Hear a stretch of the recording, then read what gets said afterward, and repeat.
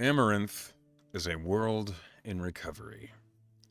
For 3,000 years, the gods were silent.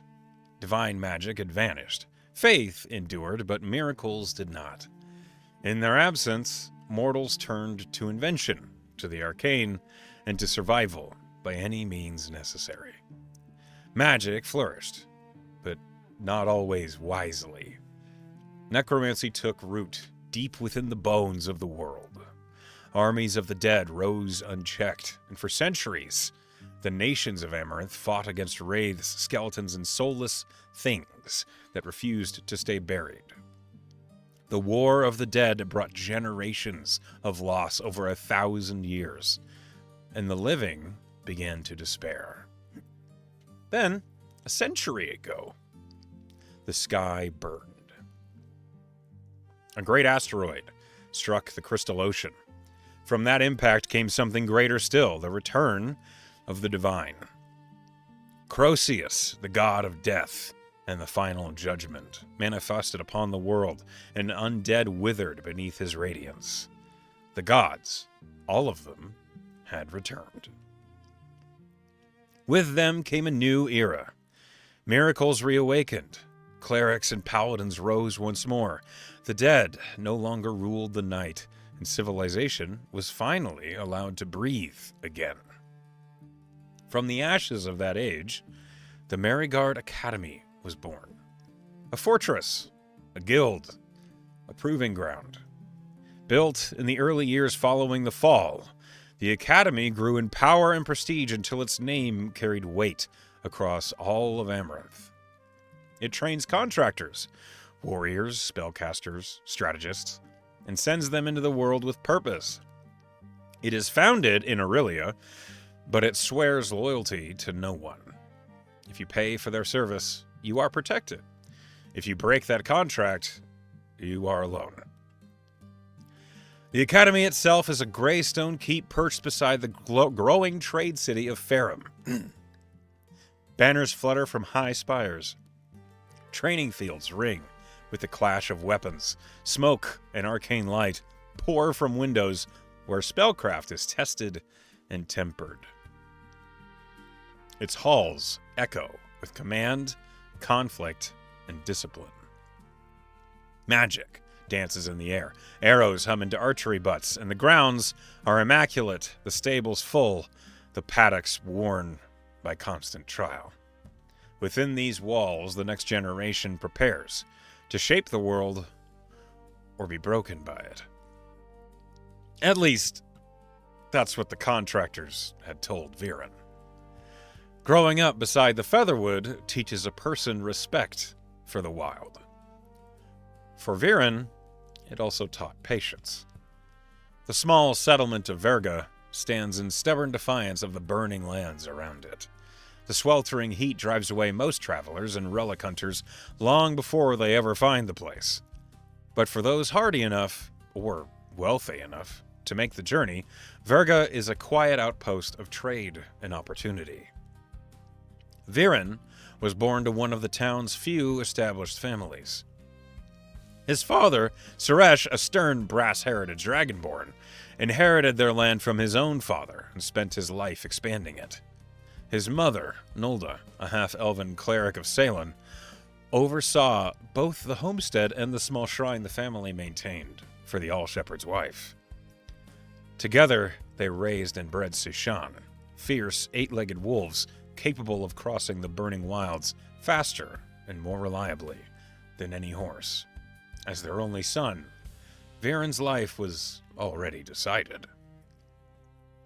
He cared for the Sushan. He fed them, cleaned their pets, studied their temperaments, and learned the careful art of pairing strong bloodlines. The animals required constant exercise, so Virren spent long days running them across the dunes and scrublands beyond Verga.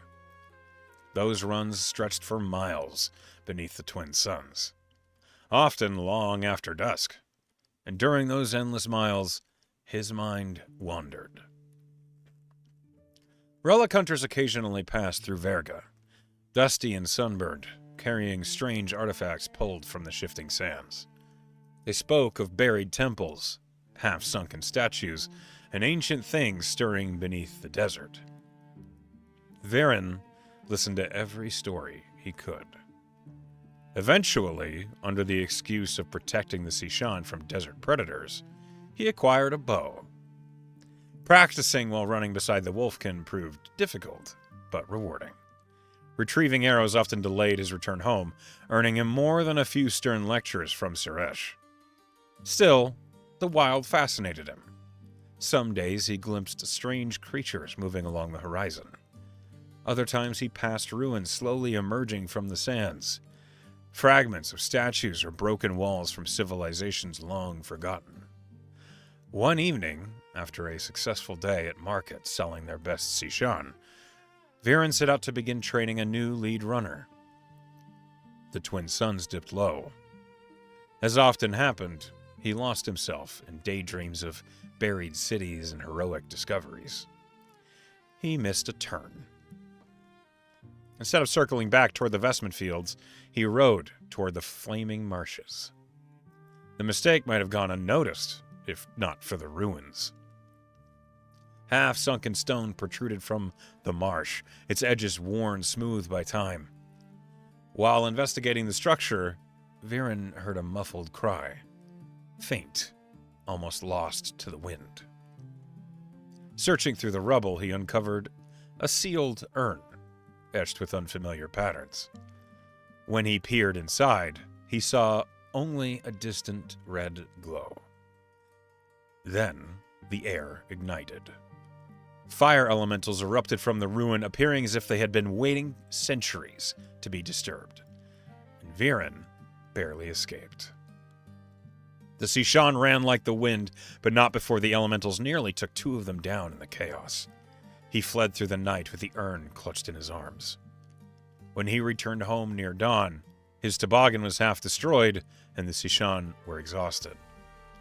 Suresh was furious. Virren had risked the pack, the business, and the livelihood of the entire family. From that day forward, he was forbidden from taking the Sishan out on runs. His father resumed their training himself. Virren was left to help his mother at the markets. For the first time in his life, he felt trapped. The markets were dull.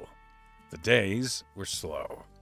But the memory of that desperate flight through the marsh, the heat of the elementals at his back, refused to leave him.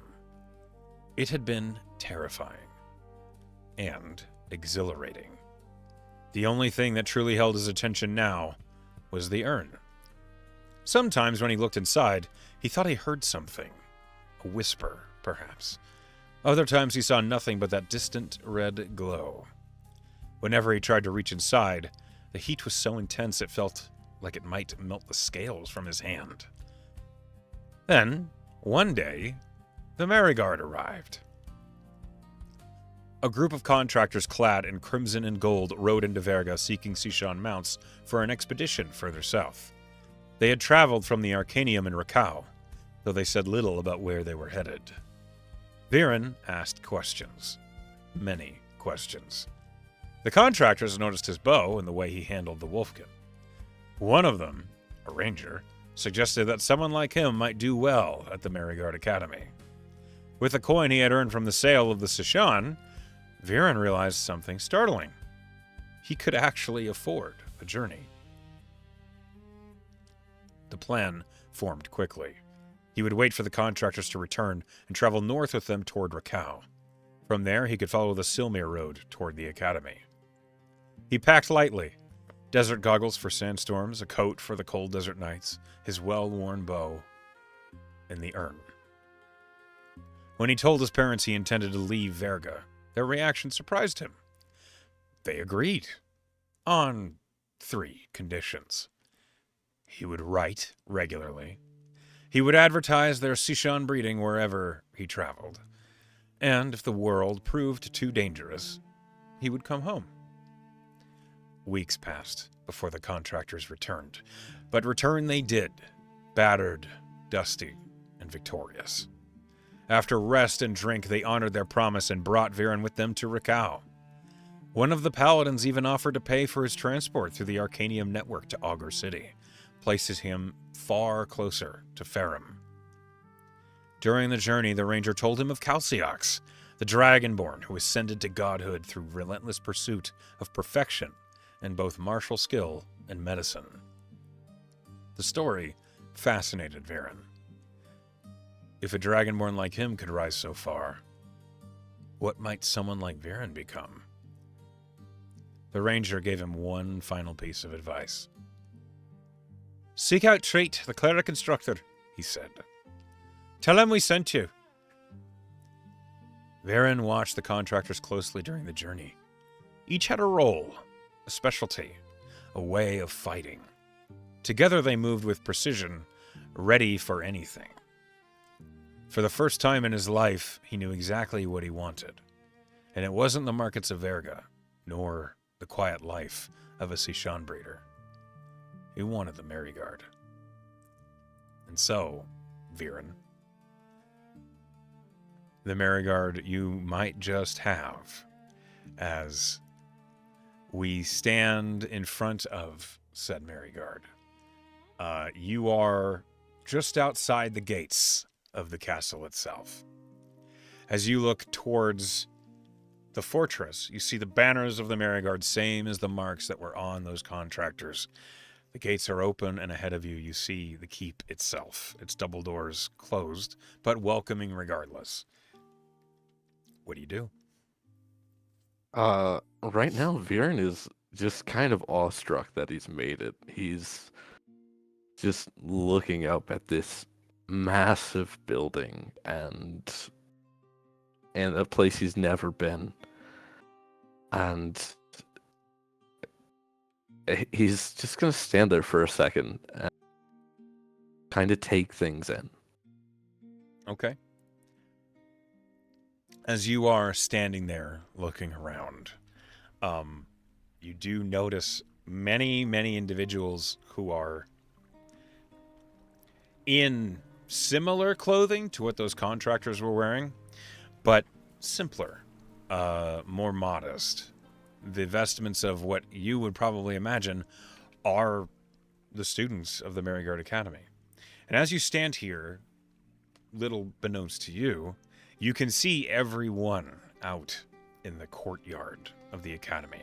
It looks busy, people filing in and around the stables. You hear the sounds of a smithy to your right.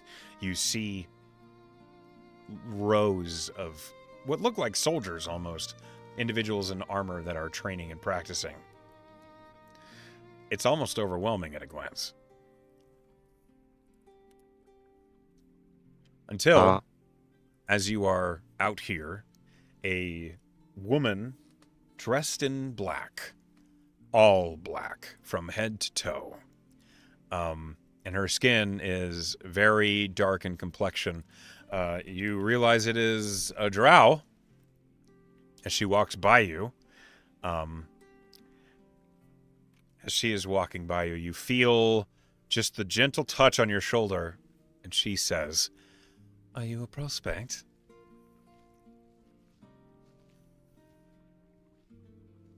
I'm not really prospecting much. I was actually hoping to join the Merryguard. I was just, it's so big. Take your time. Take it all in one at a time. I'm sure I'll be seeing you again in the future. And she just winks at you and continues on inwards. Impossibly seductive as she walks away from you.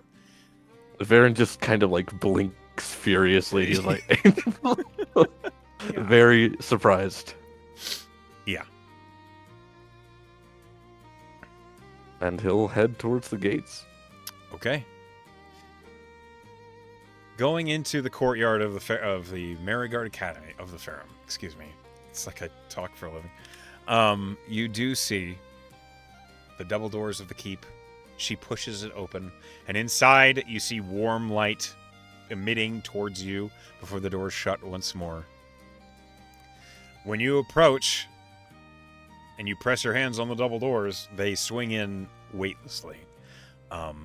until suddenly you are within the Merryguard Academy, looking within the keep, and you are in a room that is, it's the foyer. Immediately you notice that there are paintings along the walls that have various portraits of individuals. What's your passive perception? Ooh. 12. Okay. As you step in, the first painting you see is of this short little like halfling woman with goggles on her head and all sorts of like trinkets and contraptions on her coat that are up over her shoulders. But she's looking into the portrait at you with like a smile on her face.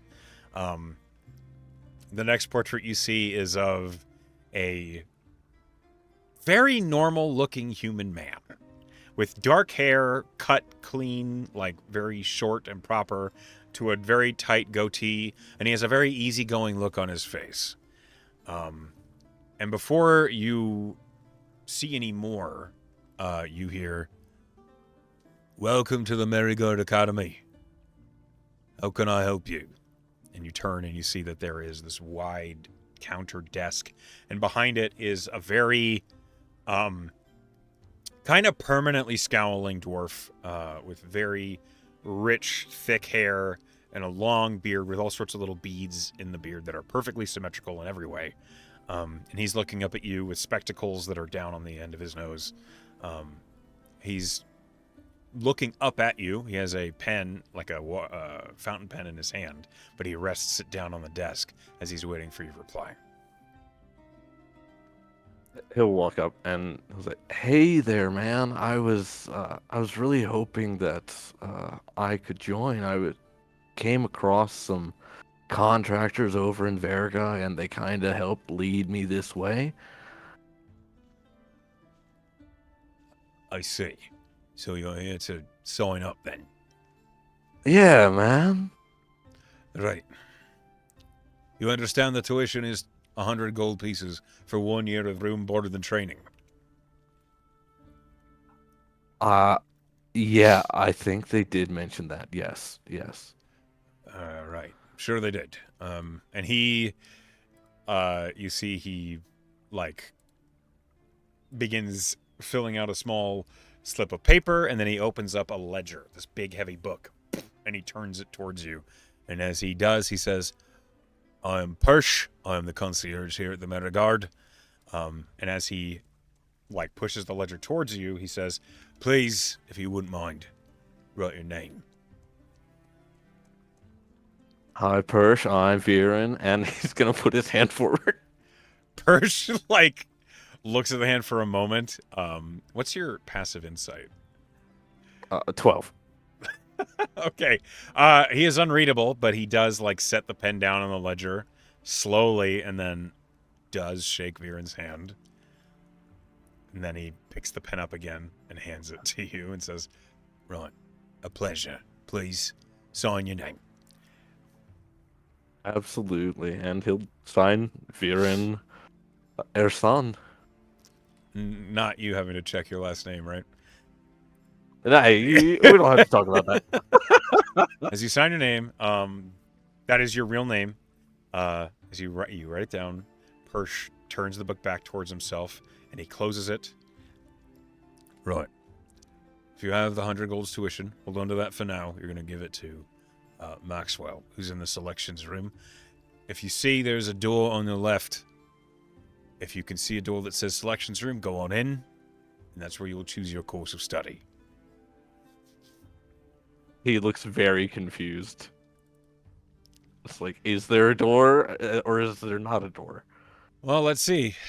Hold on a minute. Yeah. As you turn and you look at the wall that he gestured to, it kind of slipped your notice at first when you first entered this room and you were looking at all the portraits. There is a door. It's a very simple door with a rounded top that just says selections in brass lettering across the top of the door. All right, thank you. I will, Maxwell, you said? Right. Yep. You're All going to go in right. there and pick your course of study and then provide the gold to him.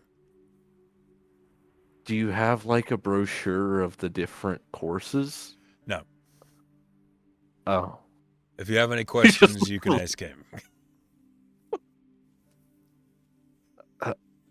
all right, man. Appreciate it. And he'll head to the door. He'll Okay. open it up. As you open the door to the selections room, you are greeted by a long room. It is tall but narrow, almost more like a hallway that's been converted into this room. And you see that on the far side of the room, there is a broad table that fills the entire stretch of that room. And it is covered in equipment. From bows and musical instruments to books and bags and armors and cloaks and anything you can think of is stretched across this table. Your passive perception is good enough that you realize immediately each section is divided into courses of study, from artificer all the way on the far left, all the way across to wizard on the far right, with every possible role in between. And underneath each label, you see there is a name, naming the instructor of the course. And you immediately see on the artificer one, the far left one, it says Widget, Artificer Instructor. And you recognize that name was underneath the first portrait that you spotted in the foyer. With your passive perception of 12, though, you do not notice anything else in the room right away. Understandable. He's gonna go ahead and he's gonna take a look and see if anything pops out at him on the table. Really, like What's I Virren looking assume for? he's the. I mean, like he said, he's looking for like a description, like of the courses instead of it just saying an instructor and like a label. Okay. How long does Virren spend, like, just searching the table, like, looking at all these sections, trying to find any helpful information? He's probably gonna spend like a good if no one's here and he's just like waiting, he'll spend like as long as it takes. He's just gonna look at everything. Unfortunately, the piece of documentation that has, like, more on it than anything else on the table is on the Bardic section. There is a book that is labeled Bardic Tales from a Goblin Hairdresser, which you don't think would help in any way, but it is the most words on anything on the table. To the right of that, there are a couple sections that seem to dominate more than any of the other ones. The fighter section, instructed by Ilrad, is massive.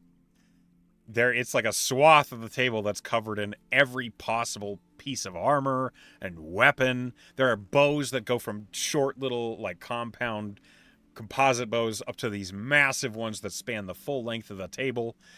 There are great swords and mauls that look as long as that bow is. And then the ranger section, instructed by Triss, is almost the same. It almost has the exact same amount of armor and weapons on it, except it also has a lot more, like, cloaks and survival gear. And as you're looking at these, you spent like 5 minutes, and then from behind you, you suddenly hear, "Having some trouble picking, are we?" Oh, Behind you, you turn. There is a human man with dark hair and dark clothes. He's standing on. Well, he's standing. He's sitting on a stool that's, like, leaning back. He has his feet up on a little podium, like a pedestal that he's seated behind. And he has a book in his hands, but it's clear he's been watching you. hey man, you must be Maxwell. I see my reputation precedes me. Yeah, Persh told me. Right. Well, you're here to join the merry-go-round, right? Absolutely. You're the only sort that come in this room anyway, all right? Have you got the 100's gold tuition? Yeah, I do. And he'll go ahead and he'll sort through like Maxwell, like, holds his his hand up and pouch. says, all right, hold on. Don't get ahead of yourself. Do you know what course of study you're going to take? Because from here, it looks as though you're a little bit undecided. Honestly, I was told I should go for the ranger course, but I'm not super sure. I don't really know what most of these are. Right. Okay. What are your skills? What are you good at? I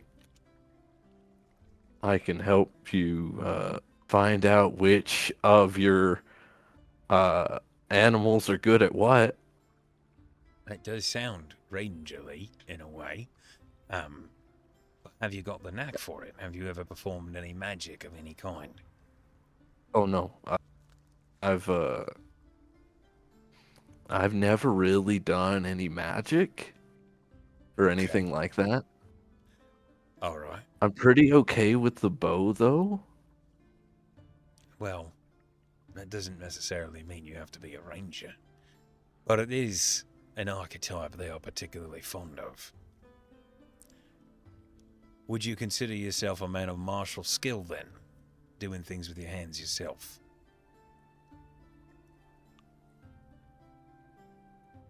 Truthfully, haven't had too many experiences where I've had to, but You are I would fresh off the say, fields, aren't you, lad? uh, kinda, yeah. Why don't you give me a little bit of background? Firstly, what's your name? Pleasure to meet you, Maxwell. I'm Virren, and he's gonna put his hand out again. Oh, right. And Maxwell, like leans forward on the stool, sets all 4 feet down, and Maxwell stands and kind of rolls his shoulders, and then holds his hand out and shakes yours with a very firm handshake. He seems either he's very genuinely pleased to meet you, or he's very good at faking it. You're not sure which. I will take it. Sure. Maxwell then stands next to you, and he clasps his hand behind his back at the small of his back. And as he looks at the table, he looks at you and he says, "Well, Virren, if my keen ear does not deceive me, you're an Arbaran." Little further south, but absolutely. I would know It's that. in the same. It's in that area, yeah. Sure. I would know that cadence anywhere. Right. Okay. If you decide to focus on the ranger coursework, you are going to learn some magic.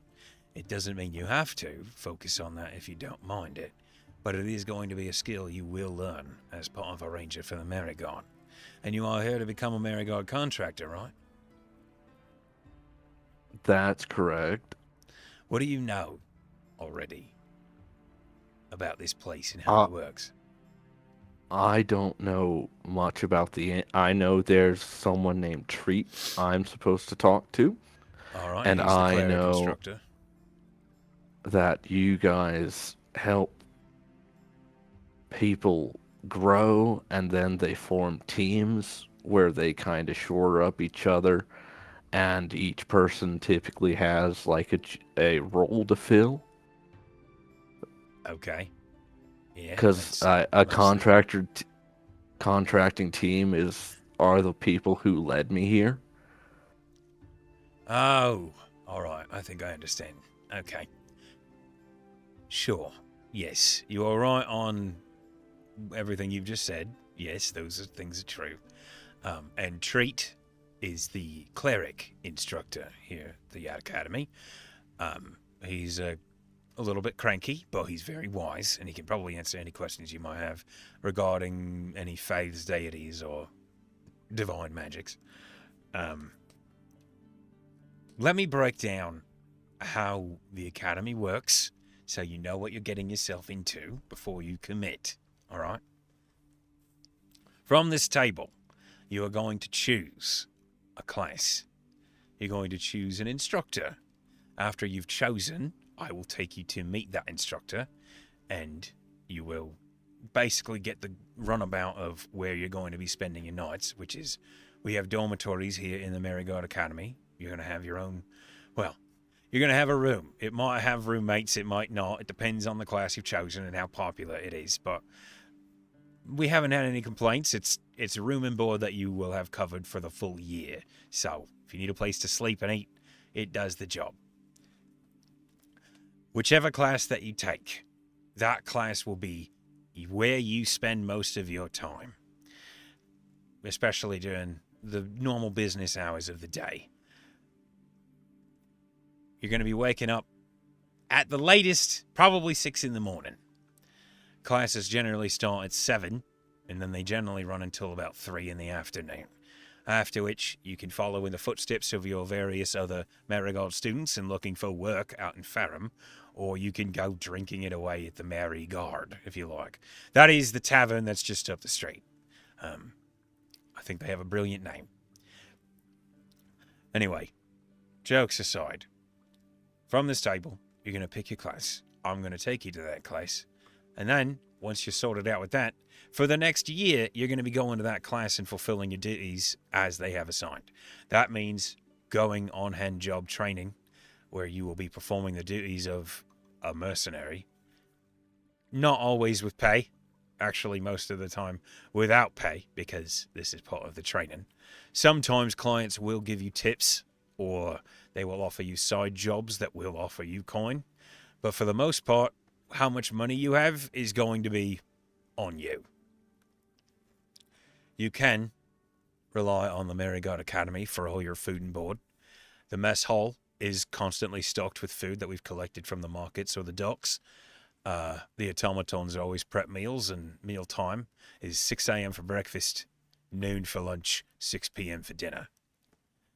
There's usually fruit or bread out on the counters in there if you're in there in an half hour, but those are meal times, and they usually are cooking and prepping for about an hour around there. So, that's the standard. That's your year. After a year of training with your particular class, you will be given an exam. Your instructor is going to test you on the things that you've learned over the year and to see whether you are proper Merigard contractor material. And if you pass, congratulations, we can hire you to be a contractor. If you fail, damn, we kick you out. You can go get another 100 gold and we can sign you up for another year of training. This whole time, Virren has been like unnaturally like stiff, like not at attention, but like very straight backed and attentive just because of how he's been brought up. Yeah.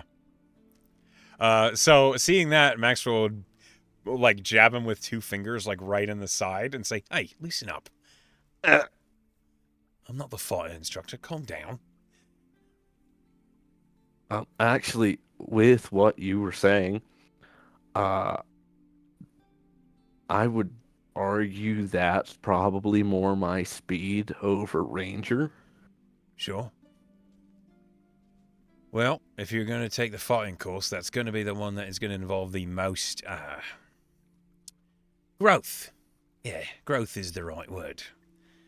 You're going to be trying to know how to handle each and every weapon that's ever been devised by the hands of man and elf, each and every armor that's been devised by every dwarf there ever was, and you're going to have to learn how to use them in every practical application. On top of, soldierly-like skills, such as living off the land, navigating using a map, those sorts of things. It's very practical skill course. And also the most versatile of all the courses here. So, you're going to be hearing a lot of Illerad if you choose that class. Not the hardest training one, that will be the monk, but it's close. I don't think I saw Ilrad's picture. Oh, it's out there. Oh, you can go look if you like. But you're going to go meet the man if you choose that class anyway. Yeah, I think I remembered you saying that, so I think I will select the fighter class. All right. Gather up all that gear. He's gonna struggle, or like holding it all in his arms. You can put it in the bag. You don't have to actually hold it. I thought we were going now. We will. Oh, all right. He's good. He'll set it. He'll start packing it all. Yeah. As you do that, Maxwell like pulls this another ledger off of the pedestal, and from the recently like emptied section on the table, he sets the book in front of you. Right. You're gonna write your name and your course of study after you're done stuffing all that in there, and then you're gonna hand me 100 gold pieces. All right, and he'll do that. Okay. And he'll part out his 100 gold. A alarming amount of it's in silver. It was never converted. That's fine. Maxwell, like, he sees you handling it out, and he just is like, okay, it's going to be a moment. Take your time. As you're counting out 1,000 silver. As you do, and you do pay for your tuition at the Maryguard Mercenary Academy, you are given the starting equipment as a fighter at the Maryguard. And then that's all handled. Maxwell nods and he says, right, welcome to the Maryguard Mercenary Academy. I'm pleased to have you here. I think you're going to fit in just fine. Follow me. And he will follow. Maxwell leads the way out of the selections room, and you're brought back into the foyer. He points to the portraits on the wall, and he says, that big, pasty blue fellow, he's going to be your trainer. And you see a picture of a Goliath with a very wide smile on his face and like an almost a wink, like a very cheeky guy. And as he points him out to you, you do see it's on the other wall, so you didn't immediately see it when you entered. Illarad, fighter instructor. You do also notice, now that it's being pointed out to you, some of the paintings, the eyes are closed. Not many of them, just a couple, but they are closed. He seems quite nice, just from the picture at least. He is certainly friendly. All right. Behind us and behind Persh, the beautiful little fellow he is, you see those two openings in the walls behind him. That leads to the mess hall. That's where you're going to spend your meals, unless you decide to go buy them out in Ferrum. But if they're on gratis, it's here. And then... They're on what? Okay. 6 a.m., 12 p.m., 6 p.m., meals. Here, mess hall, behind Persh's desk, behind that wall. Gratis means we're paying for it. Like, you don't have to pay for it yourself. That was the part I didn't get. Sorry. I thought it hit him infernal. Right, so left. You see that passageway down there leads to the martial wing, and to the right is the arcane wing. So, follow me. We're going to the martial wing. And you see Persh just like glances up at you with a small nod as you continue following Maxwell. The fighter door is solid stone. You notice, with a 12 passive perception, all of the doors are way too close together for there to be rooms behind them. On both sides of the wall. You don't have like an engineering mind, but this doesn't make sense. It doesn't take a brain surgeon to be like, how can there be rooms behind these doors that are right next to each other? But Maxwell stops in front of the stone door. He's just thinking that it's going to be very cramped. Yeah, exactly. Perhaps long hallways? Who knows? Very strange. Maxwell stops at the stone door and he says, this is the fighter classroom. Before we go in, right across from it is the fighter dormitories. So that's where you're going to be resting your head. And he shows you the door opposite the fighter classroom into the dorms. All right, pick a room.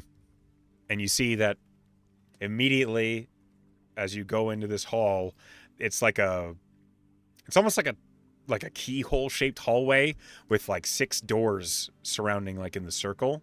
All the doors are closed. They all look exactly the same. So Maxwell just says, go on, pick one. Honestly, at this, he's still looking around. He's wondering like why it feels nice in here when it probably shouldn't because it's stone. Yeah. And but how many doors are there? 6. 6. You're rolling a d6. He will 2. He'll go to the second door. Okay, so from the left, you go to the second door, which is basically like at a slight off angle. And as you open it, the door is unlocked, and you see it opens up into a very nice but a little small square room that has a bed on the left side and a bed on the right side, with like a footlocker at the end of each bed and a big double dresser like in between the two beds, and then a whole lot of like hooks on the walls for hanging such things. Oh, look at that! No one's in this room. You got it all to yourself for now. All right, I guess I'll go ahead and I'll set up until Key will be in the footlocker. Okay. He'll open the footlocker and grab the key. He's gonna go to the bed to the right, Okay. and he's just gonna start setting stuff down because he's gonna actually turn to Maxwell. Do I need to like keep anything on me right now? No. I mean, when you get a chance, you're going to want to change into your Merigard student's armor. But it's not fitted for you just yet. We have to talk to Seka about that. I'll be doing that, and you don't have to worry about it. At least not yet. We're going to go talk to Ilred as soon as you're done. So at hearing that he's gonna have to get the armor fitted, he's gonna keep that in his pack, and he's gonna unload what little else he has. So his goggles, his coat, and there's like sand just like all over the floor as you've got all your stuff out. And Maxwell's like, "Oh, for a gift from home, saving it for later, eh?" Sorry, kind of gets everywhere. It's coarse and rough, and we all hate it. I know. Go ahead and get your stuff offloaded, and we can go talk to Elred. And he will set the actually, and no one else can get in the foot lockers, right? If you lock it with your key, no one else can get in. Now, He I will will set the warn urn. you, we do have a rogue class where individuals and, well, frankly, my study are training to become thieves and assassins and such. So while it's not condoned, there is a chance they might choose you to practice on. Could you ask them not to, I could. please? Consider it noted. And he'll lock the urn in the footlocker. Okay, you do. Oh, okay. You put the urn in the footlocker. Got it. Do you try to like be discreet about that, or you just put it in the footlocker? He's looked at it a number of times. It doesn't look that special in like any real way. Gotcha. Except there's markings on it. It's old and it's dusty, and he doesn't think it'll like raise any questions. He's just gonna lock it away. Okay. Maxwell doesn't say anything about it, and as you put all your stuff away, Maxwell says, "Right, you ready?" Lead the way. All right. And he shows you out, and then as he approaches the stone door to the fighter's classroom, he says, "Right, after this is where I will be leaving you. So, once you've gone in, I'm washing my hands of this. So if you have any more questions, you can find me in the selections room for now, or in this moment, right before I go."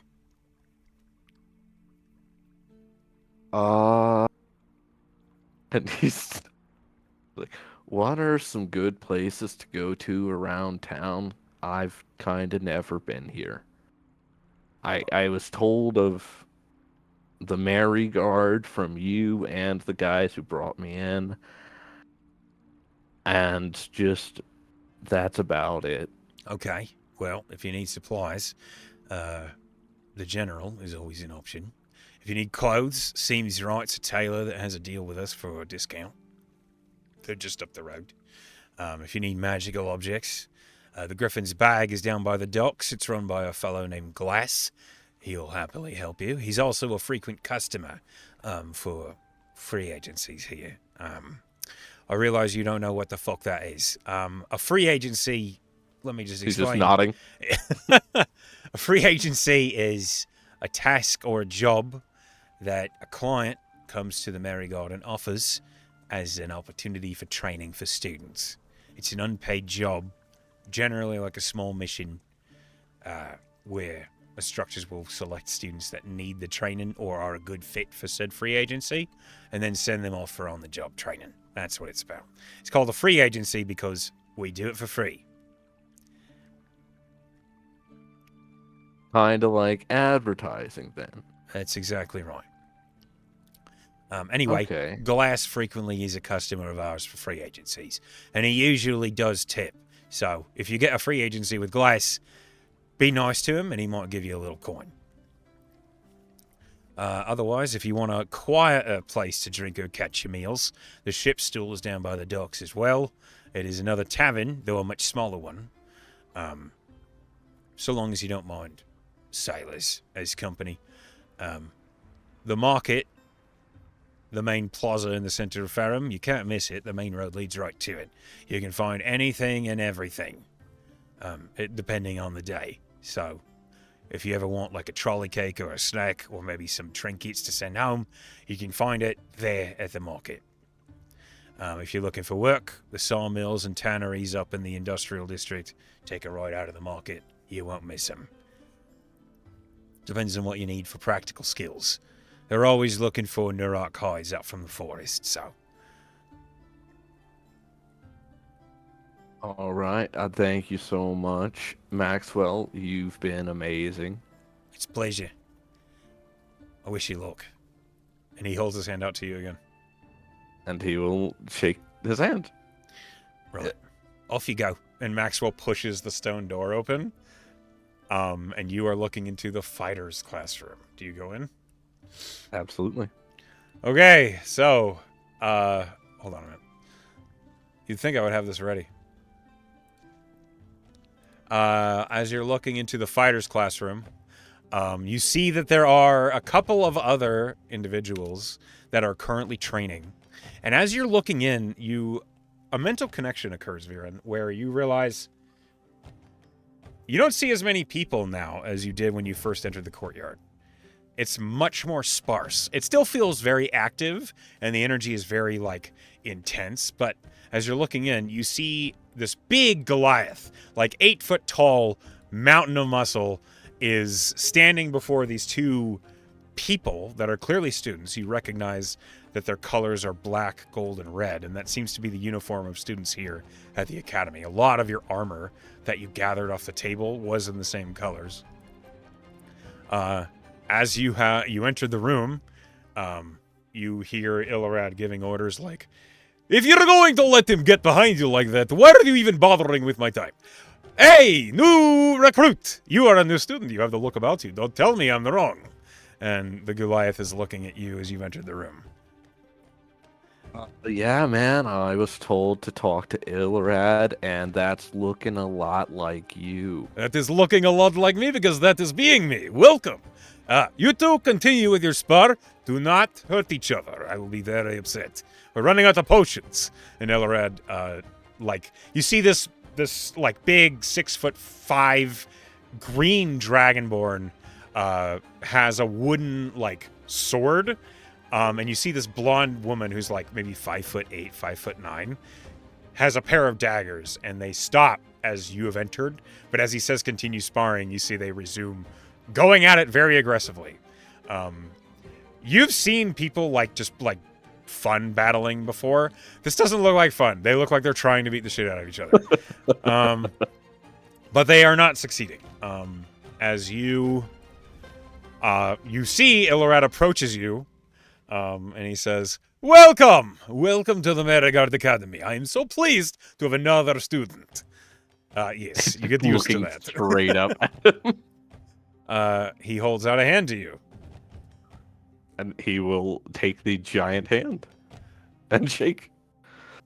Fantastic. Pleasure to be here. Thanks for having me. As he shakes your hand, he's testing your grip and pulling on your arm, and he reaches out and he's testing your shoulders and your bicep. He's literally appraising you. He's yes, you will do perfectly fine. You need a little bit of touching up at least. Looks as though you maybe have not chosen a specialty just yet. That's okay. We can suit you up just to be a perfect A specimen. What is your name? I'm Virren. Virren. Right. Perfect. You now, in this moment, realize what it feels like to be a Sishan that's being appraised by a breeder right now. Like he turns you around Okay, and great like legs, yeah, touching the exactly. hamstrings. He turns you around and is like touching the muscles of the base of your neck, and then turns you back around. You feel very like disheveled and confused by what's happening. Right. Perfect. What is your weapon of choice? I've only really trained with a bow. We're going to fix that. Don't you worry. You'll be training with many, many things. But first, the bow is your preferred, or is it the only one you know?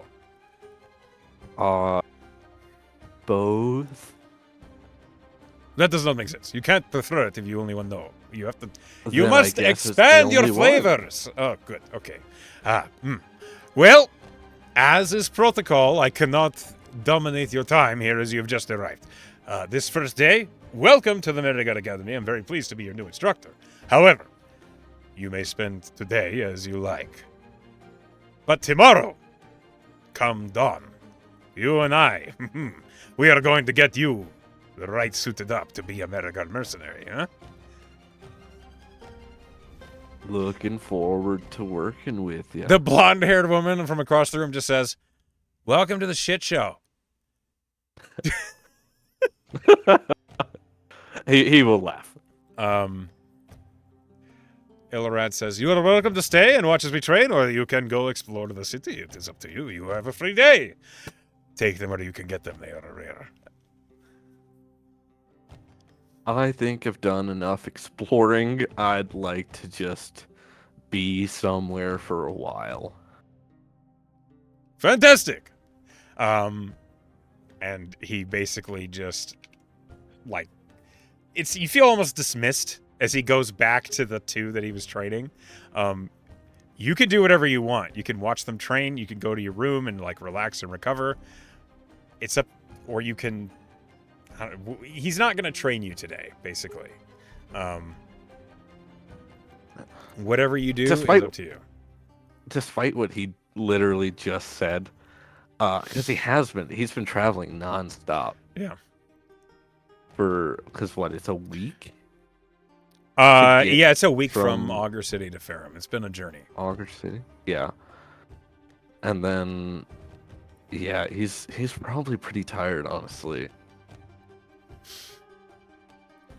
I think he will, he'll leave and he'll try and find the cleric classroom, because that's who he was told to talk to.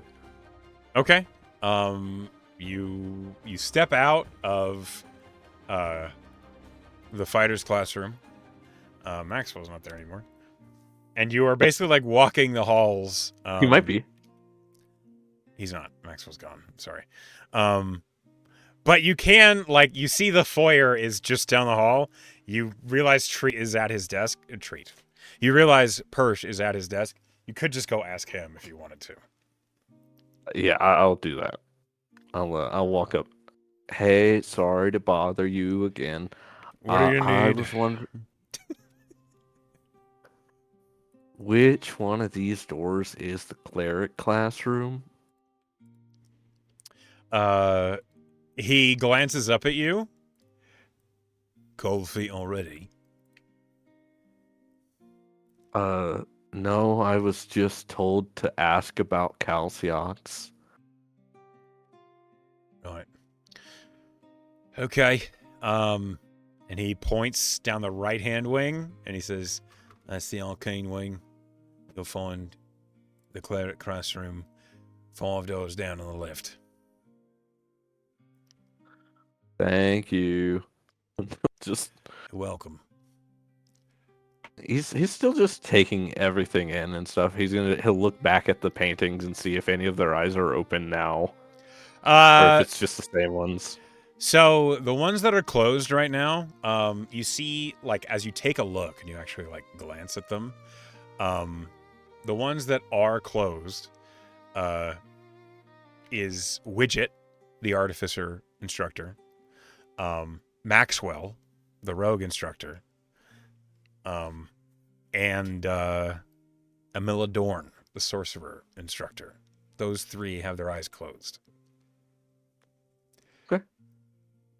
You don't know what that means. No idea. But he will. He just finds it interesting because Maxwell's eyes were open when he came in earlier. I think they were not. They were not. Okay, They were not. Never mind that.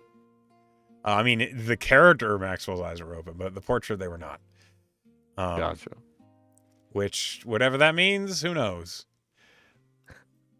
I mean, I guess you could ask. As you head down the hallway, If they haven't changed, he just assumes that that's how the paintings are. roll me a history check. Okay. What God, where's history? Okay. Spectacular. Yeah, you don't remember. This is probably how they were. First roll, baby. Yep, fantastic. And he will go in the fifth door on the right, I think. Yeah, fifth door on the left. Left, sorry. It's okay. Hold on a minute. My art of treat broke, so just a moment here. Let me just fix it real quick.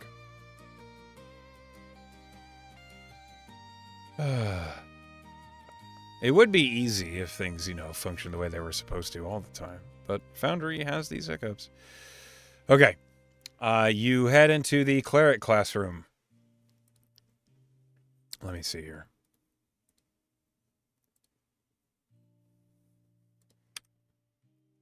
Oh, that is indeed why it broke. Okay, there we go.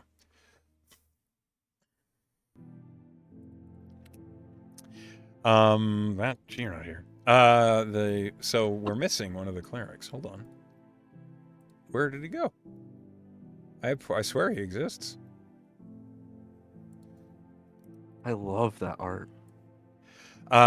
So as you enter the cleric classroom, you see that there are, just like in the fighter classroom, there are two students that are clearly they're at a table.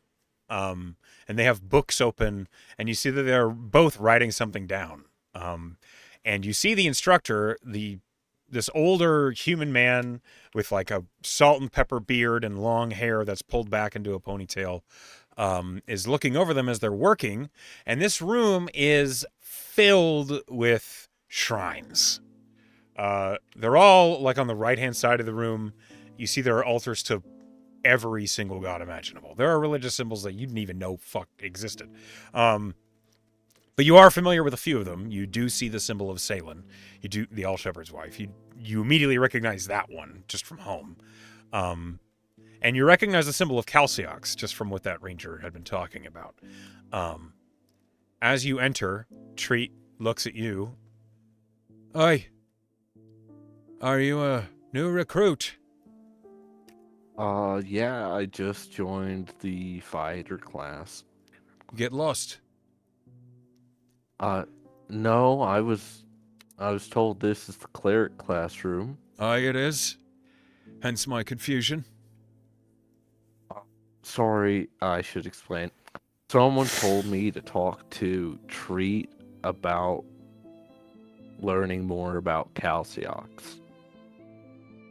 I am Treat, and you have questions about Calciox. All right. What would you like to know? All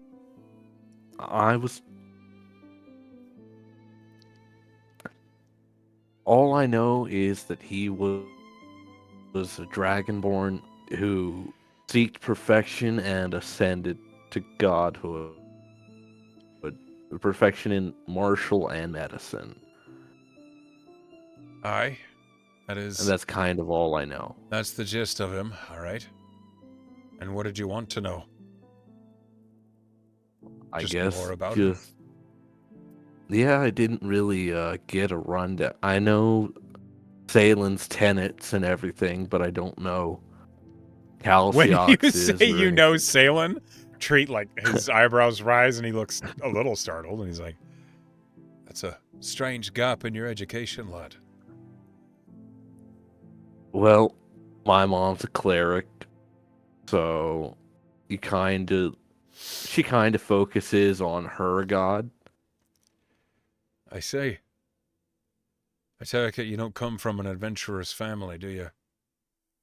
Uh, no. That's fine. That's fine, lad. Right. He sees that his two students, who are like heads down, focused on their work, the forged one. I don't know. Okay, so how familiar is Virren with forged? Do you think? I have are forged common in Verga? No, they're not. That's kind of far from where that technological outreach might have gone. Why don't you roll me a D100? That's fair.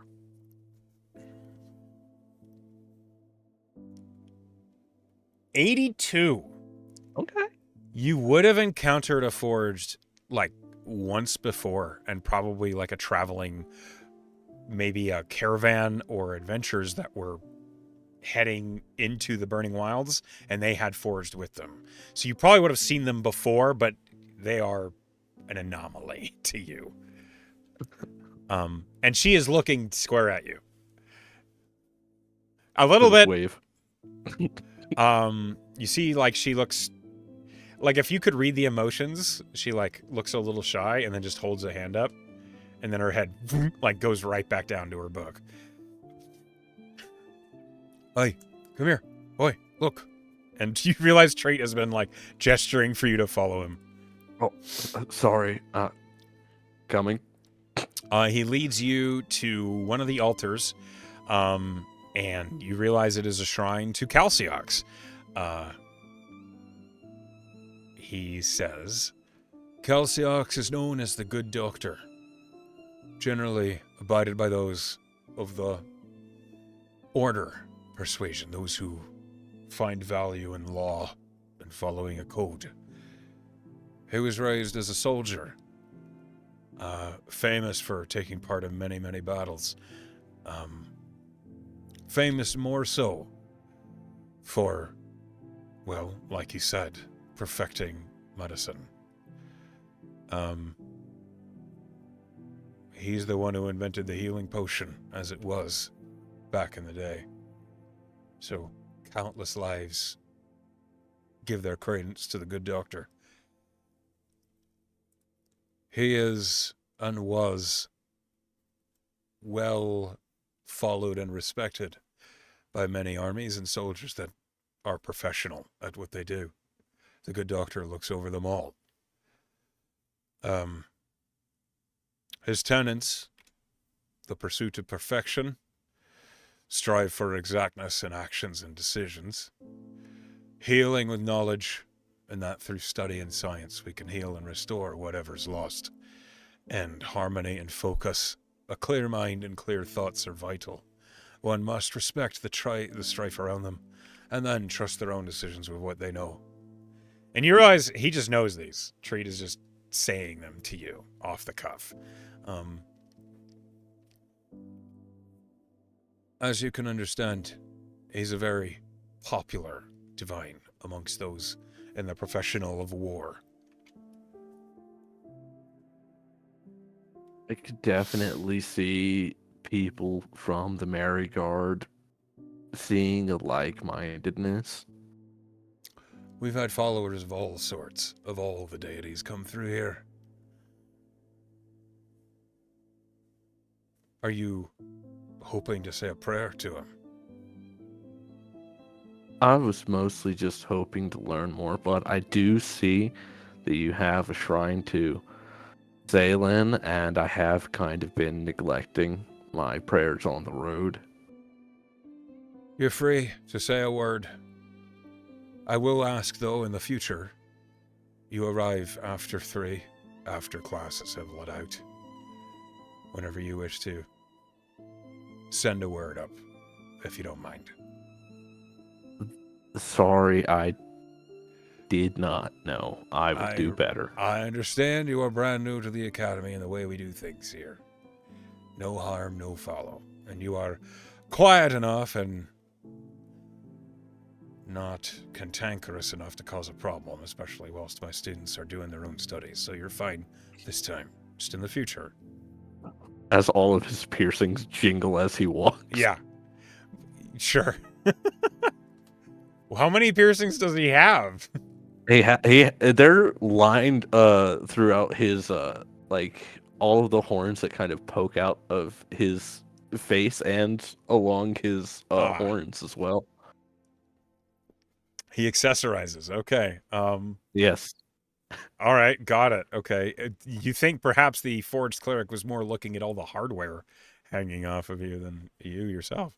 But Treat nods to the shrine to Salen, and then we'll go back towards the students and leave you to whatever it is that you wish to do.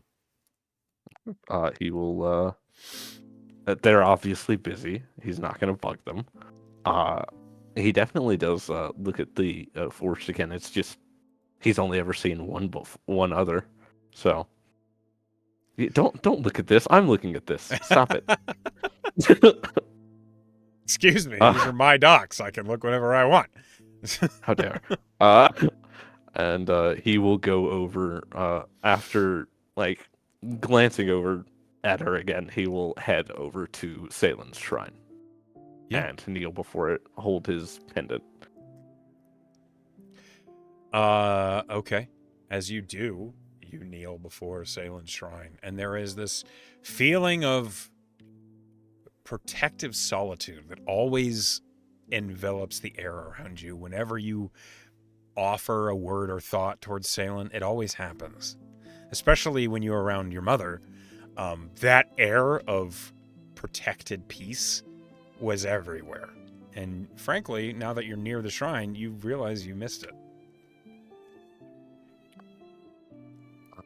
He's going to send up a prayer, and he'll say, Salen, I've been neglectful of my prayers lately, but I'm working to become more powerful to protect those that I do love and spread their word and hopefully help grow the family business as well. It'll take time, but in that time, I would ask that you watch over them, as I cannot. Roll me a wisdom with proficiency check.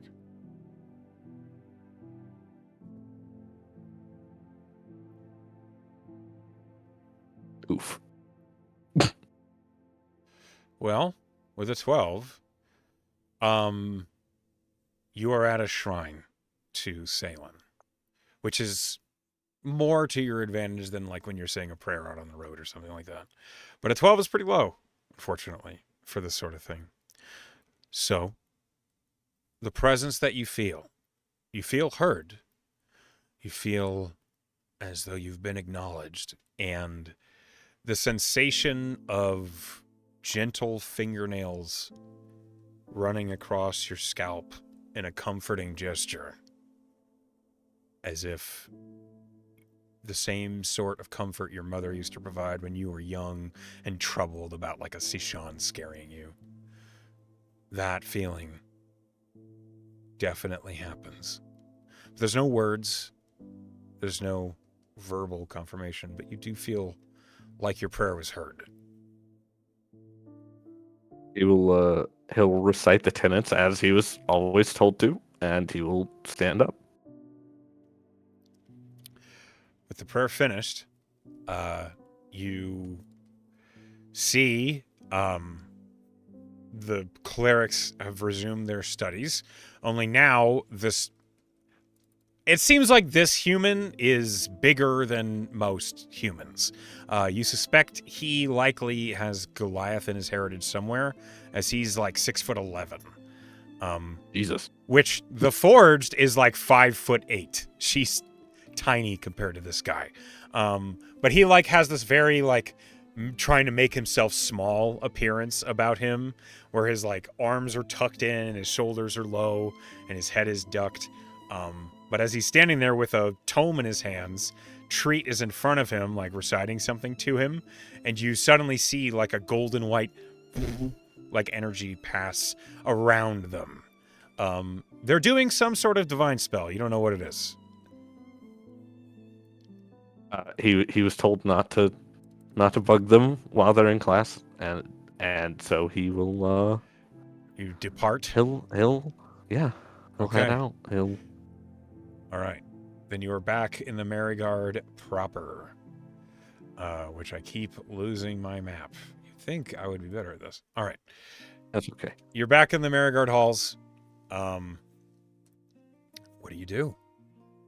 Well, what time is it? That's gonna probably dictate some things. It is 12:30. Oh God, it's only noon. Actually, then it's time for lunch, right? Yeah, it would actually be time for lunch right now. So all right. Do you head to the mess hall? Absolutely. Okay. Your first experience in the mess hall of the Merigard Academy. Let me find the mess hall. Thank you. Okay. As you enter the Merigard's mess hall, it is busy. But likewise, with the rest of the place, it feels busier than it looks, which is strange. You like get the sensation that there are people that you can't quite perceive. The sounds of people laughing and talking and jeering are all over the place. However, in the mess hall, as the art depicts, there is a long counter where these big automatons are behind it, setting out food in big platters. And then next to it, there's like this big hearth. It's all very cozy, despite the fact that this room is huge. And there is a stage on the far side of the room, though no one is performing at the moment. As you look around, you see that the tables have various students at them. And the counter is lined with food. Today, please roll me a D100. All right.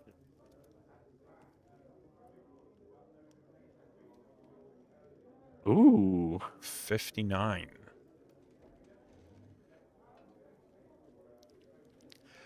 Okay. You see that the meal for lunch today is a Tridonian offering. There's all sorts of like glazed dates and figs and various fruits all on these big long platters next to like the closest equivalent is gyros, like pita breads filled with meats and vegetables lining all across the counter. And as you approach, an automaton just looks at you and doesn't say anything because they don't seem to speak. But food is set before you on the countertop for you to take. And he will absolutely grab some euros. Okay. As you do so, do you look for anybody to sit with, or you just take a seat somewhere? He'll just take a seat somewhere. He doesn't know anyone to look for. So Of course. Yeah. You take a seat, and as you do, let's see if someone notices you. Roll me a D100.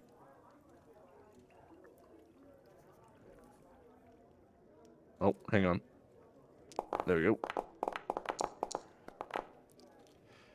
60. Okay. Yeah, someone does. Hold on. Roll me a D12.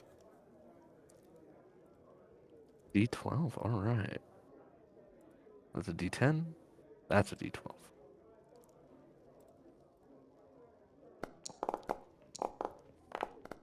4.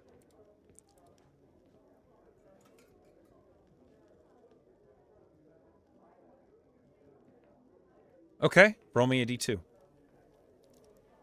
Oh, geez. Okay. Yep, lots of dice.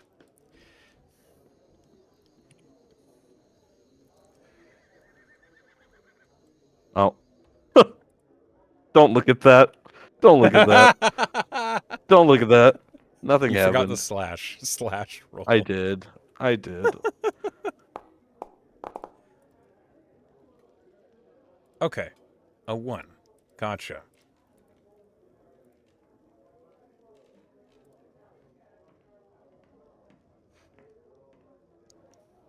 Okay, that's interesting.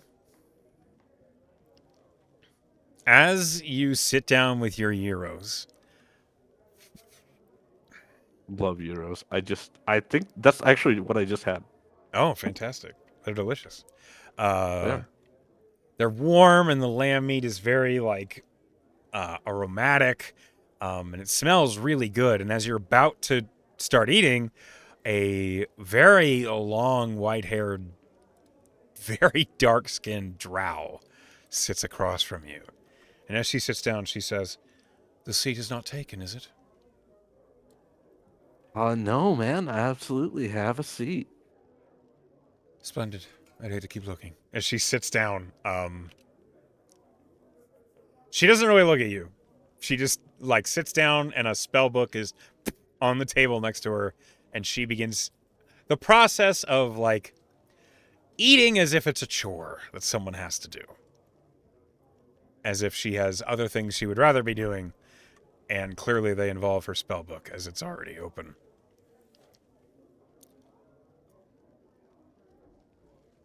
He's had a bit of a loss. It's like I want to speak to this person, but at the same time, they're busy. So What's he's going just gonna through his say head right now? Like, what's in his head? exactly that. Before you say anything, she just, like, as she's, like, stuffing a euro in her mouth and looking at the book, she just says, "Well, go on, speak."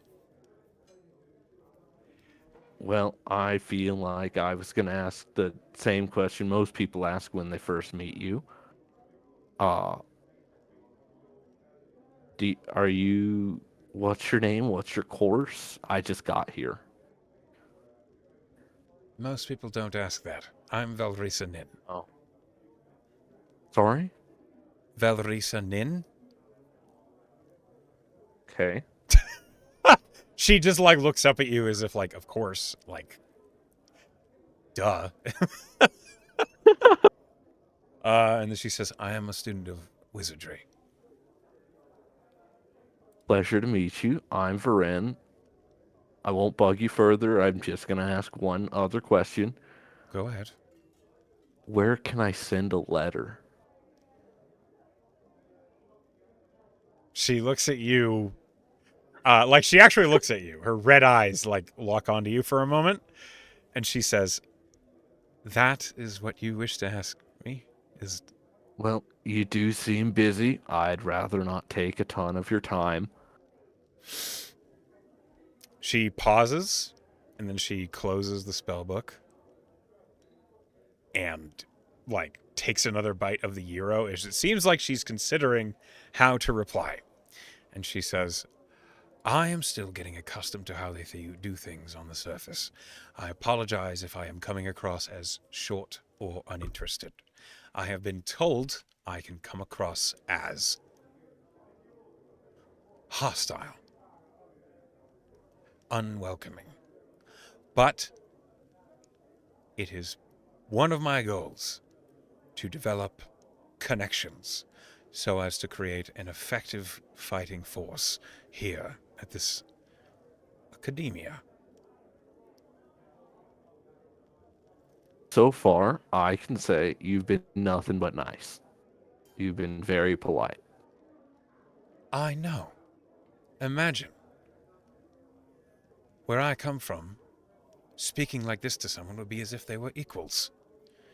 Anyway, I believe there is a establishment down the main street called the Post and Parcel.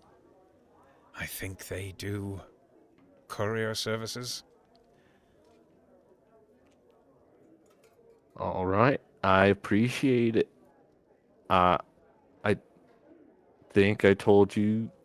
Did I tell her? I told her my name and You told I'm. her your name. You didn't say anything else. You said you were Oh, new. oh, okay. Uh, Thank you so much. I'm in the fighter course. If you ever need anything, be happy to help. Don't know what I could possibly help you with, but I'd do it. Just gives her a thumbs up. You sound as though you are attempting to dismiss yourself.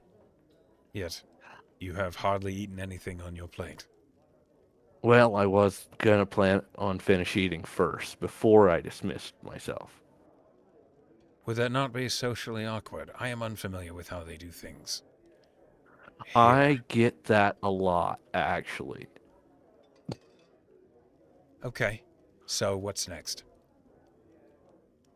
I don't understand. Hmm. Tell you what.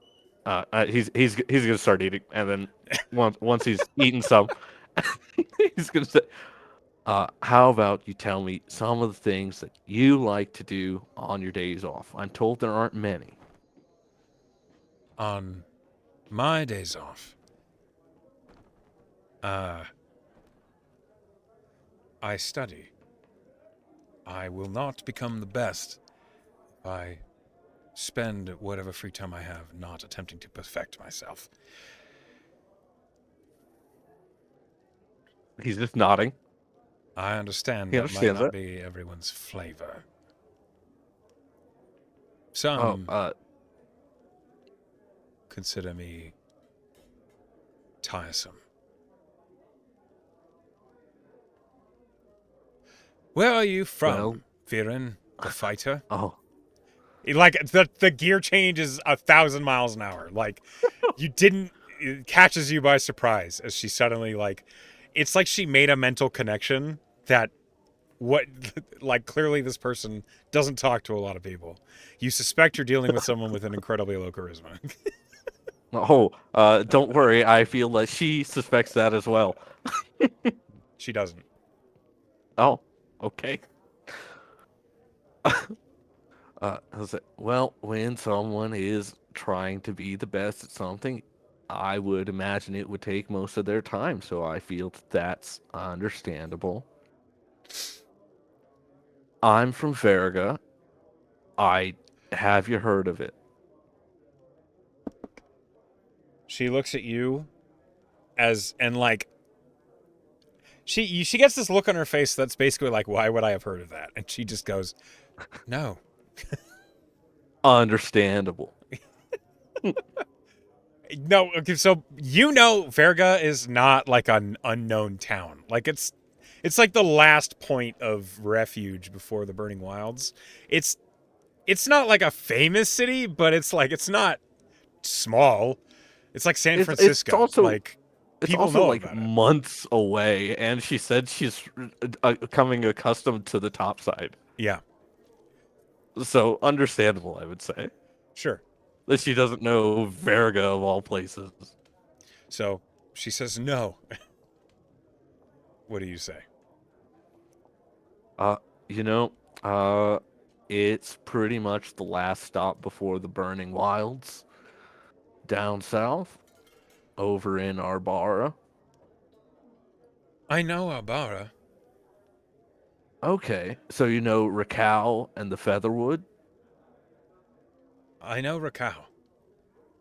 Okay, just south of Raquel. Hmm. More forest then? No, right, just past the forest where it starts to get all desert and sand and hot. That's us. Oh. I'm not familiar. I've never been. It's all right. I don't think I've probably been to where you're from. Where are you from? She looks at you and she's considering whether or not to tell you, and then eventually she just says, Tornifex. Roll a history check. Do I have any idea There what is a that is? chance you might know something. A 12. No. You don't know what Tornifex is. You suspect it is a place in the Underdark because she's a drow and clearly one of under descent.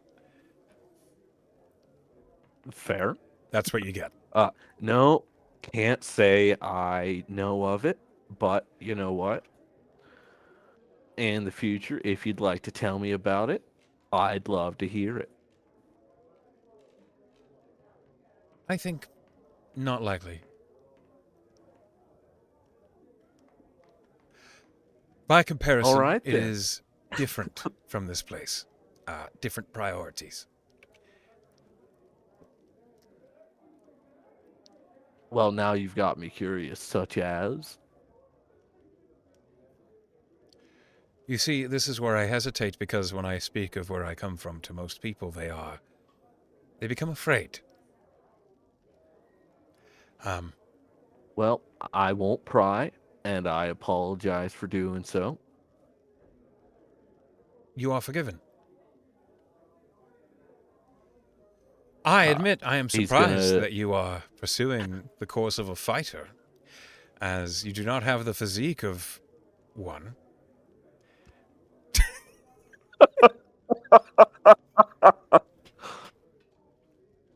Well, it was kind of the most all-rounded course without having magic, so it seemed like the best fit.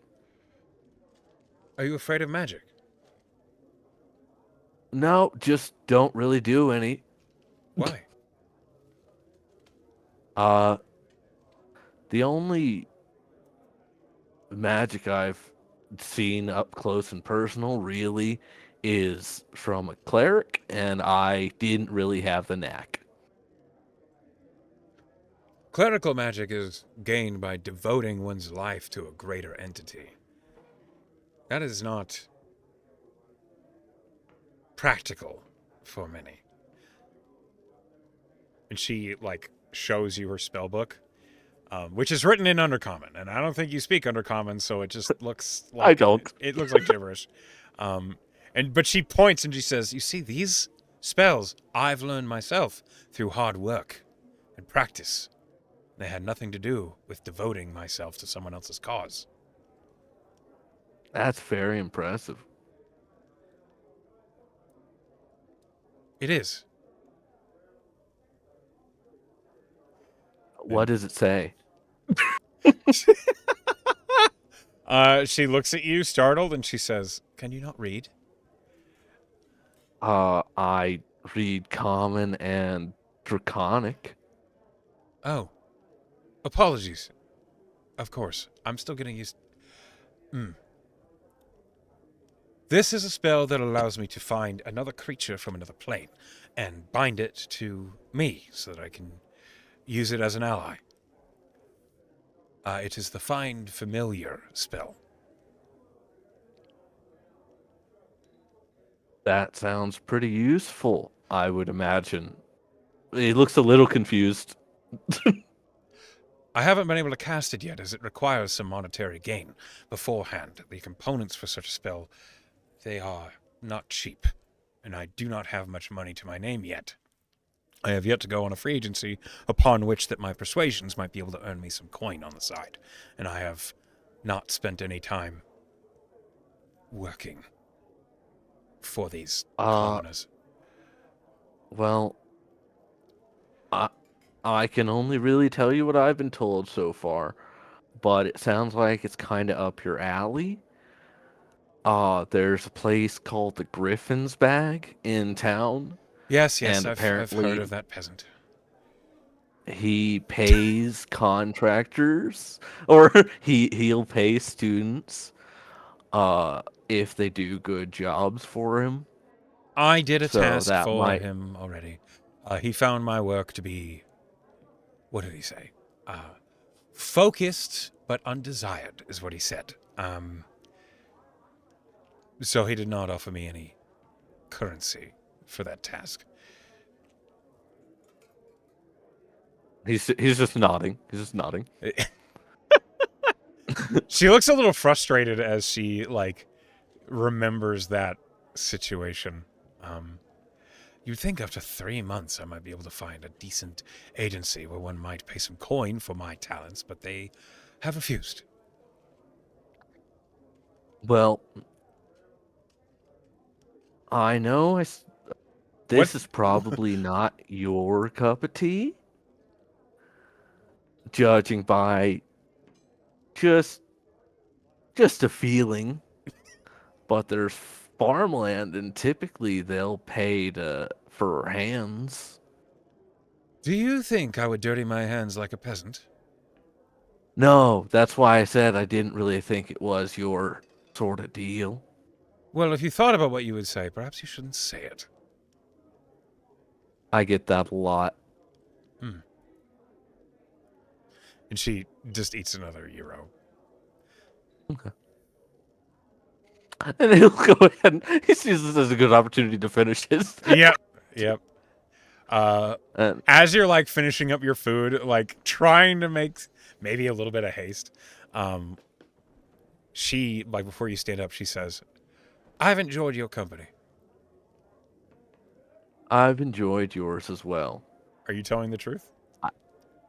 I, literally the first person to talk to him, and Yeah. yeah, she actually talks kind of similarly to him.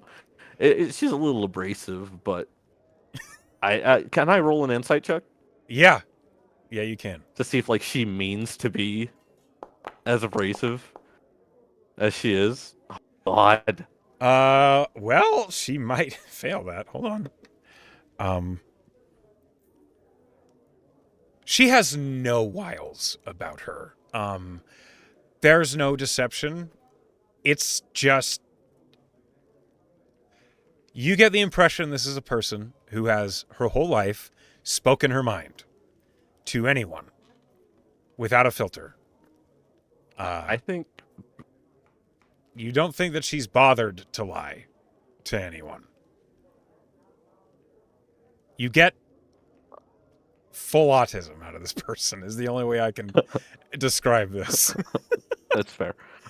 I think between the honesty and like kind of her pursuit of like what she's doing, I think Virren genuinely like respects that. And yes, he did have a good time, even if it was a little odd. Yeah, okay.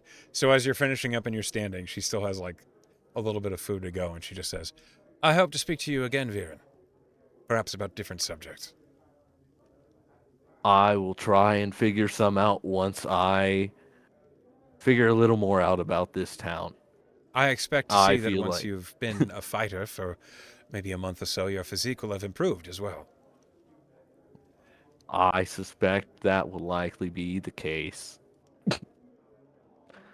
And I think next time I see you, I expect to see a I think you called it a familiar. Perhaps, if I can find the coin. I don't want you to misconstrue this as me asking you for coin. I'm not asking you for coin. Oh, I don't have coin. That's okay. Good. And she just awkwardly looks at you. And as he was standing up anyways, say, I'm gonna head to the post and parcel. You enjoy your lunch.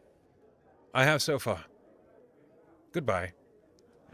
Yep, and he'll nod and leave.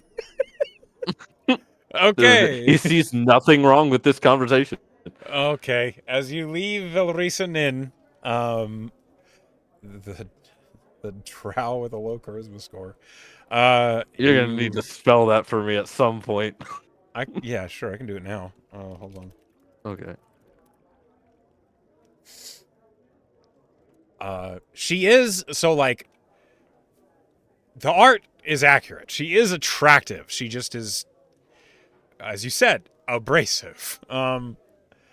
You leave the Merryguard Academy, and you head out towards Ferrum. As you do, we're going to go ahead and pull up the Ferrum map.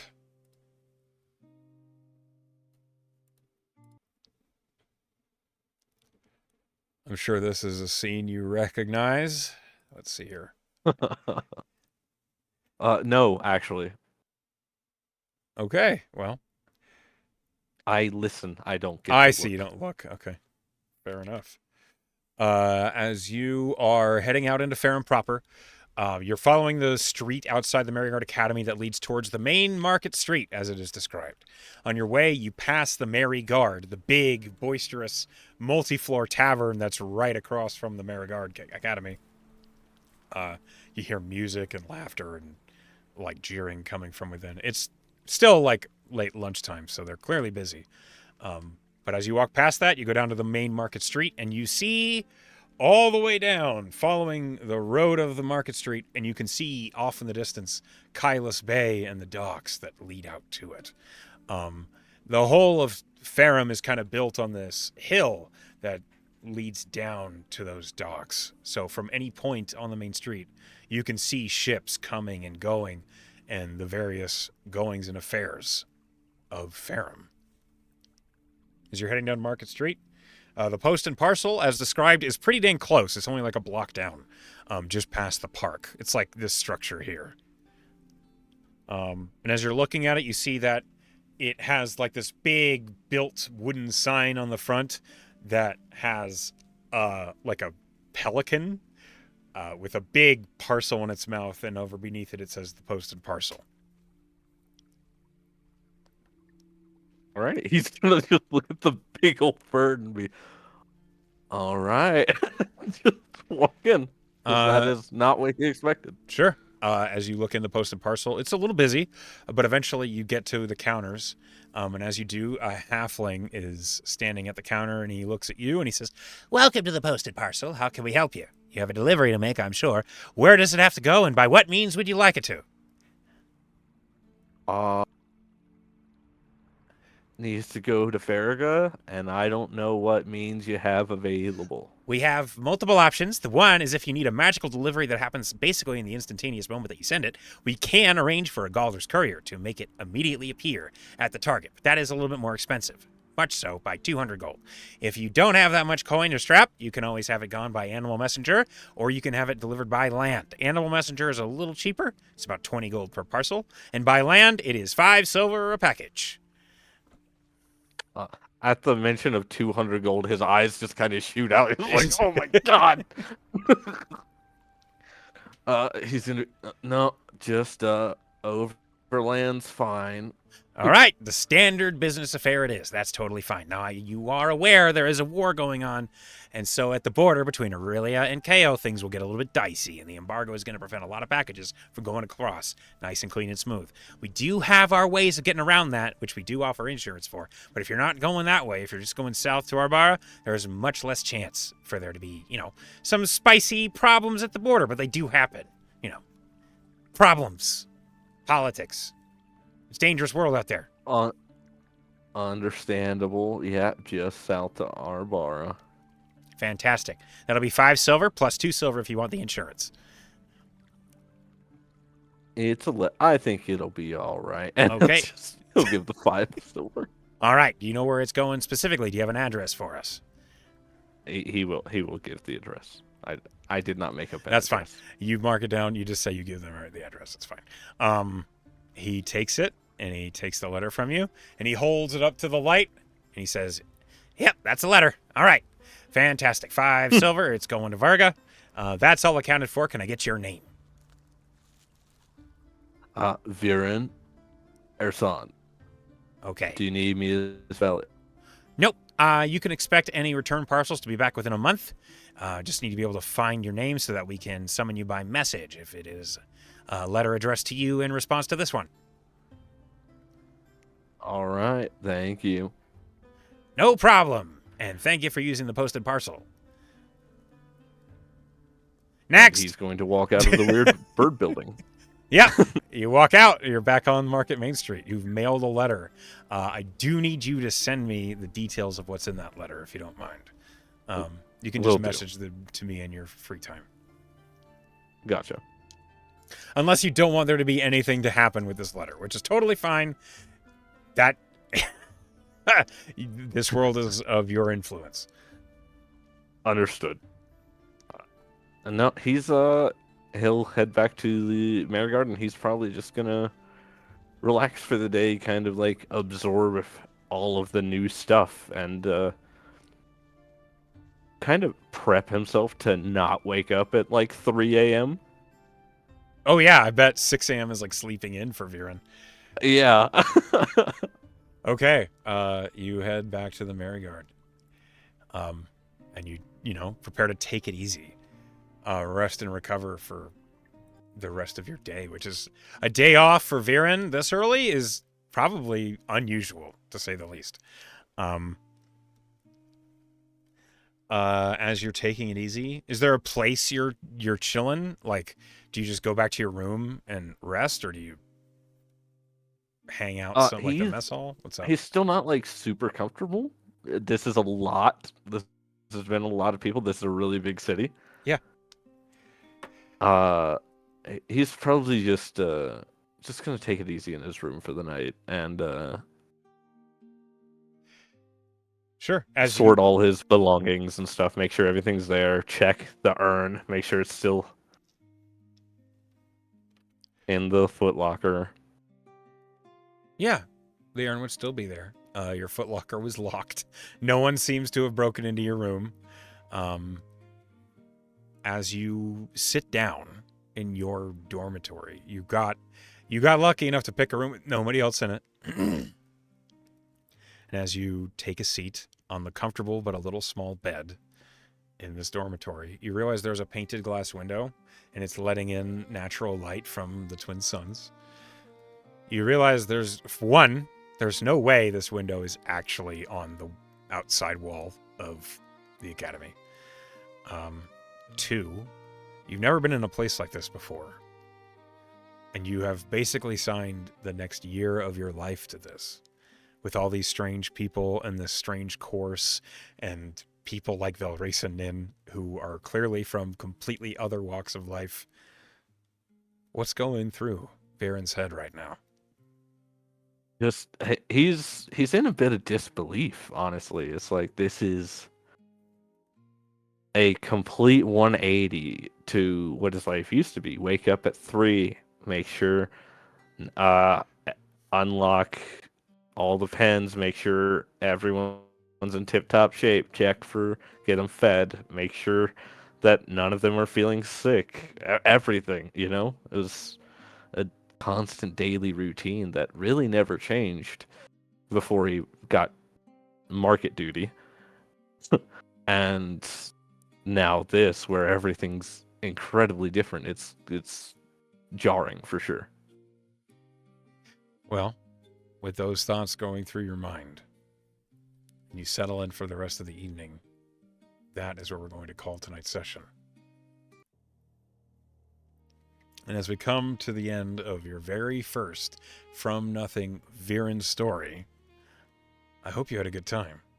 I want to thank you for playing with me. And to those of you who are at home or at work watching, hi Pen, hi Sleepy, hi Emily, hi Class, everybody else, we love you all.